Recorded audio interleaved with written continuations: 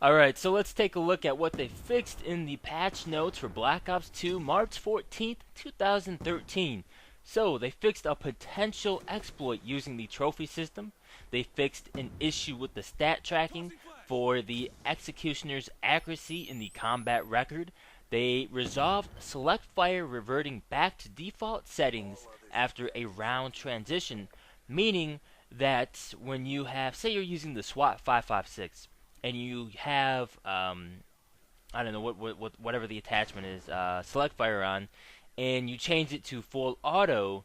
After the one round of search and destroy or a demolition, it changes back to semi-auto. So then you think it's still on full auto. When you go to kill a guy, it's on select fire, and you end up dying. So that's a cool feature there, but you do still have to change it every time you go into a new game. It's just for every round that it stays the same. Either if you change it to full auto, semi-auto, burst, or single shot fire, whatever weapon you're using. So that's pretty cool there. Now, here's a good one. They fixed an issue where the friends list showed a joinable or green arrow icon for players who were not playing Call of Duty Black Ops 2. They also resolved an issue where the red crosshair appearing in the target finder when targeting an enemy equipped with Cold Blooded. So none of this stuff is supposed to be was supposed to happen. So I hope you target finder users out there enjoyed your little buff to the target finder for the first 4 months. So I hope you enjoyed that. Now it's back to normal, or back the way it was supposed to be. So that's good there. Now moving on, they fixed an issue where the player could get an enemy or an empty war machine or death machine when switching classes at the start of a match.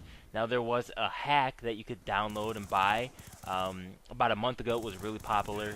A lot of people got that and downloaded it, installed it, and what they did was they had a full usable and equipable death machine or war machine you could pull out and kill people with. And I did a video on that before, and that person who was using it just got the butt kicked. So, that's cool. They're banning people left and right for that as well. Now let's move on to the spawn system improvements. They reduced the weight of positive team spawn influences on owned domination flags. This reduces cases in domination where players may spawn near their teammates, but also near danger. It happens a lot, not just in domination, but in various other game modes. They also added more spawn points in hijacked for demolition and kill confirmed, which improves the spawn picking algorithm on the map in those game modes. They adjusted spawn influence on standoff for improved spawn picking algorithms in all game modes. So team deathmatch, free for all, domination, all game modes across the board. Now let's get into the gameplay balancing system, the nerfs and the buffs and stuff like that.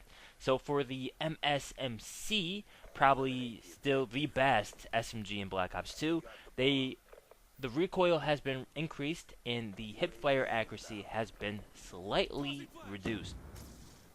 And I gotta be honest, I think the MSMC is still the best SMG in the game. It still does a whole lot of damage, and I don't really see a difference with the MSMC. I mean, it's still hipfire is still great, accuracy is still great, and I prefer to use it over any other gun. Now the PDW-57 recoil has been increased, and hipfire accuracy has been slightly reduced.